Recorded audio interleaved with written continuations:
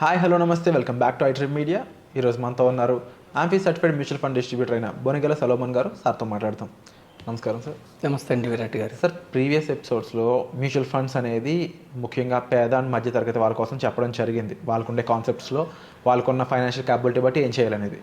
But ఒక 100 కోట్ల fund create చేయాలి, అంత క్యాపబిలిటీ ఉన్న ధనవంతులు మీ దగ్గరికి వస్తే ఆ 100 కోట్లు రీచ్ అవ్వడానికి మీరు ఏం చెప్తారు ప్లాన్ వాళ్ళకి? మంచి క్వశ్చన్ అడిగారండి విరాట్ గారు. ఇప్పుడు చూడండి, ఫినాన్షియల్ లిటరసీ ఉంటే మనం ఏం చేస్తామంటే, మనం లాస్ట్ ఎపిసోడ్లో సేవింగ్స్ వద్దు, ట్రేడింగ్ వద్దని చెప్పాం. సేవింగ్స్ ఎందుకు వద్దన్నాం? కేవలం 6 to 7% ఎఫ్టీలో ఇన్ఫ్లేషన్ వస్తుంది.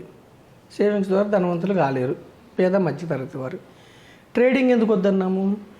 Probability of principal becoming 0. F&Oలో 10 ట్రేడ్లు సక్సెస్ అయ్యారండి, 11వ ట్రేడ్ పోయింది, మొత్తం పోయే అవకాశం ఉంటుంది. ట్రేడింగ్ వద్దన్నా, సేవింగ్స్ వద్దు, ఓన్లీ ఇన్వెస్ట్మెంట్ చేయండి. డబ్బును సంపాదించి పెట్టాలి. పేద మధ్యతరగతి వారిని మనం ఏం చెప్పామంటే, రిస్క్ తీసుకొని ఈక్విటీస్లోకి వస్తే మీరు ఇంట్లో కూర్చొని కూడా 30 నుంచి 50 కంపెనీల్లో పార్ట్ ఓనర్ అవుతారు, మీరు ధనవంతులు అయ్యే అవకాశం ఉందని చెప్పాం. చక్కగా చాలామంది చూశారు, మనకు కాల్ చేశారు. I'm very happy.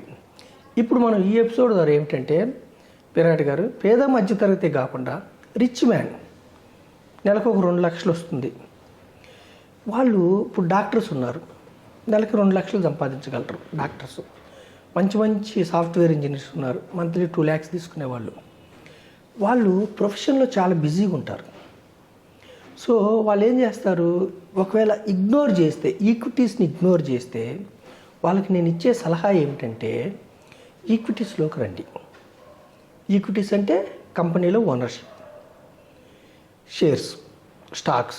ఈక్విటీస్లో కూడా డైరెక్ట్ స్టాక్స్ కొంటే, ఇప్పుడు మనకి 5,000 స్టాక్స్ ఉన్నాయి స్టాక్ మార్కెట్లో, సెబీ దగ్గర లిస్ట్ అయినాయి. ఒక Nifty stocks, next Nifty stocks మీరు కొంటే, ఒకవేళ మనం కొన్న స్టాక్స్ 10-15 స్టాక్స్లో 14 స్టాక్స్ బాగా పెర్ఫార్మ్ చేసి ఒక స్టాక్ దెబ్బతిన్నా మీ యొక్క లాభాలు కుంచుకుపోయే అవకాశం ఉంది. కాబట్టి నేనేం చెప్తున్నానంటే, డాక్టర్స్కి టైం ఉండదు, పెద్ద సాఫ్ట్వేర్ ఇంజనీర్స్ టైం ఉండదు, లేదంటే స్కూల్స్ పెట్టిన ఓనర్స్ కానీ కొంతమందికి టైం ఉండదు ఎక్కువ సంపాదించుకునే వాళ్ళకి. ఈక్విటీ మ్యూచువల్ ఫండ్స్ ద్వారా మీరు ఇన్వెస్ట్ చేస్తే, మీకు అర్థం కావటం కోసం మనం ఏం చేస్తామంటే, మనకి సిప్ క్యాల్కులేటర్ అని ఉంటుంది, systematic investment plan calculator. Assume, మనం ఎక్కువ చెప్పడానికి లేదు, ఒక 12% వస్తుంది అనుకొని మనం ఒక క్యాల్కులేషన్ చేసుకుంటే, మంత్లీ ₹1,00,000 35 years అంటే 30 ఏళ్ళ టైంలో మీరు స్టార్ట్ చేస్తే 25-30 అంటే డాక్టర్ ప్రొఫెషన్ అవ్వగానే జాబ్ వచ్చింది, లేదా సాఫ్ట్వేర్ జాబ్ వచ్చింది, మంచి జాబ్స్ వచ్చినాయి. 35 years పెట్టుకుంటే నెలకి ₹1,00,000 35 సంవత్సరాల్లో 12% మీరు లెక్కేస్తే సుమారుగా మీకు 60 లక్షలు, 60 కోట్లు వస్తుంది. 60 కోట్లు నెలకి ₹1,00,000. లేదు 30 years పెట్టుకుంటే మీకు 30 కోట్లు వస్తుంది. అంటే మీరు 100 కోట్లు టార్గెట్ చేయాలంటే ఇంకొక 3-4 years ఎక్కువ పెట్టుకుంటే మీకు 100 కోట్లు. లేదు ఇక్కడ 12% కాకుండా ఇంకా ఎక్కువ వచ్చింది అనుకోండి, రిటర్న్ ఎక్కువ వస్తే మీకు తొందరగా 100 కోట్లు వస్తుంది. మనం ఏం చెప్తున్నామంటే, డాక్టర్స్ కానీ బిజీగా ఉండే పెద్ద వ్యక్తులు, HNI కస్టమర్స్కి మీకు టైం ఉండదు, మీకు సర్వీసెస్ ఇవ్వడానికి మ్యూచువల్ ఫండ్ డిస్ట్రిబ్యూటర్స్ కానీ ప్రొఫెషనల్స్ ఉన్నారు, ఫైనాన్షియల్ అడ్వైజర్స్ కానీ ఉన్నారు, మాకు కాల్ చేయండి, మేము గైడ్ చేస్తాం. మీ టార్గెట్ పెద్దవాళ్ళు ఎప్పుడు 2 lakhs వస్తున్నాయి, 5 lakhs వస్తున్నాయి, అన్నీ నేను లావిష్గా జీవిస్తున్నాను అనుకోకుండా 100 కోట్ల సంపద గురించి మీరు డ్రీమ్ అచీవ్ చేసేలాగా మీరు ఒక లక్ష్యం పెట్టుకోండి. 100 కోట్ల వైట్ మనీ ఉంటే ఎలా ఉంటుంది? ఇది వైట్ మనీ. ఇప్పుడు చూడండి, ప్రపంచంలో డబ్బున్న వ్యక్తులు ఎవరైనా సరే రిచెస్ట్ పర్సన్ అని ఎలా లెక్కించి చెప్తారు? ల్యాండ్స్ ఉంటేనో, ఇంకొకటి బిల్డింగ్స్ లెక్కేసి కాదు చెప్పేది. ప్రపంచంలో వరల్డ్ రిచెస్ట్ పర్సన్ అయినా, భారతదేశంలో రిచెస్ట్ పర్సన్ అయినా, ఈక్విటీస్ ఎన్ని స్టాక్స్ ఉన్నాయి మీకు, దాని వాల్యూ ఎంత, దాన్ని బట్టి రిచెస్ట్ పర్సన్ని క్యాల్కులేట్ చేస్తారు. ఇదొక ఎవరికైనా మీకు ఎన్ని ఎకరాల ల్యాండ్స్ అని ఉండనివ్వండి విరాట్ గారు, ల్యాండ్స్ని బట్టి లెక్కించరు. ఇది మనం ఏ దేశంలో అయినా, ప్రపంచంలో అయినా కానీ రిచెస్ట్ పర్సన్ అనేది ఈక్విటీస్ని బట్టి క్యాల్కులేట్ చేస్తారు. ఎలాన్ మస్క్ కానీ, అదానీ గారు కానీ, అంబానీ గారు కానీ వాళ్ళ సంపద ఎన్ని స్టాక్స్ ఉన్నాయి వాళ్ళకి షేర్ వాల్యూ ఎంత, దాన్ని బట్టి లెక్కేసి రిచెస్ట్ పర్సన్ అంటారు. సో అలా మీరు ఈక్విటీస్లోకి వచ్చి 100 కోట్లు టార్గెట్ చేయండి. రెండోది నేనేం చెప్తున్నాను హెచ్ఎన్ఐ కస్టమర్స్కి, మిక్కిలి ధనవంతులు నేనేం చెప్తున్నా అంటే విరాట్ గారు, ఇప్పుడు మీరు డాక్టర్స్ ఉన్నారు, ఒక 100 కోట్లకి టార్గెట్ చేయండి. ఒక 30 కోట్లు 40 కోట్లు అయిన తర్వాత మీరు ఎంటర్ప్రెన్యూర్గా మారటానికి ట్రై చేయండి. సంస్థకు అధిపతి అయితే సంస్థకు అధిపతి అవ్వటానికి మీకు ఫండ్స్ సరిపోవు. అప్పుడు మీ యొక్క ఫండ్ని, మీ యొక్క సంస్థని చక్కగా మేనేజ్ చేస్తూ ఐపీఓకి రండి. నేనేమంటున్నాను, ఐపీఓ వేరే కంపెనీలో షేర్లు అప్లై చేయమంటలా.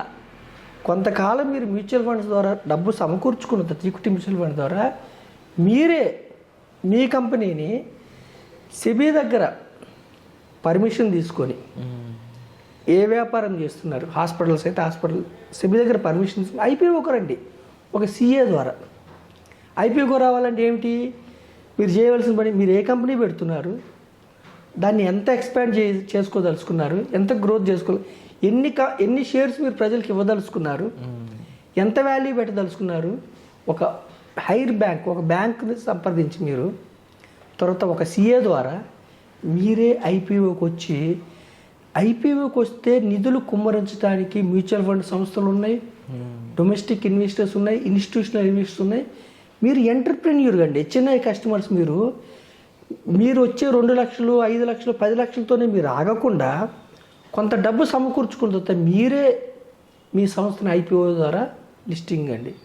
మీరు థింకింగ్ మార్చుకోవాలి. జొమాటో కానీ, స్విగ్గీ కానీ, ఓలా కానీ, ఇవన్నీ జ్ఞానం ఉన్న స్టూడెంట్స్, విద్యావంతులు వాళ్ళ యొక్క ఆలోచనతో స్టార్ట్ చేసి కొన్ని రోజుల తర్వాత సెబీ దగ్గర లిస్ట్ చేసుకుని వారితో పాటు వారి చుట్టూ ఉన్న వారిని కూడా కోటీశ్వరులు చేశారు. సో నేనేం చెప్తున్నానంటే హెచ్ఎన్ఐ కస్టమర్స్, ఎక్కువ డబ్బు పెట్టే వ్యక్తులు, ఫస్ట్ మీరు కొంత సంపద సృష్టించుకోండి ఈక్విటీ మ్యూచువల్ ఫండ్ ద్వారా. సృష్టించిన తర్వాత మీరు ఎంటర్ప్రెన్యూర్ అవ్వడానికి ట్రై చేయండి. సెబీ దగ్గర మీ యొక్క సంస్థలో బ్యాలెన్స్ షీట్ ఇవన్నీ సెబీ దగ్గర పర్మిషన్ తీసుకుని సిఏ ద్వారా ఐపీఓకి అప్లై చేయడానికి వస్తే నిధులు కుమ్మరించడానికి మన దేశంలో చాలామంది రెడీగా ఉన్నారు. ఆర్డినరీ ఇన్వెస్టర్స్ ఉన్నారు, ఇన్స్టిట్యూషన్స్ ఉన్నారు, మ్యూచువల్ ఫండ్స్ ఉన్నాయి, బ్యాంక్స్ ఉన్నాయి. అయితే మీరు చేసే కంపెనీ పర్ఫెక్ట్ గ్రోత్లో మీతో పాటు ఇన్వెస్టర్లను ధనవంతులు చేయడానికి మీరు ప్రయత్నిస్తే, మీరు మీ యొక్క ఆలోచన విధానాన్ని మార్చుకుంటే మీరు ఇక్కడితో ఆగకుండా అద్భుతాలు సృష్టించవచ్చు. Wonderful sir. సో నేనేమంటున్నానంటే విరాట్ గారు, హెచ్ఎన్ఐ కస్టమర్స్ 100 కోట్లు టార్గెట్ చేయండి, ఎంటర్ప్రెన్యూర్ అవటానికి ట్రై చేయండి. సెబీ దగ్గర లిస్టింగ్ చేసుకోకపోతే మీరు ఒక్కలే ధనవంతులు అవుతారు.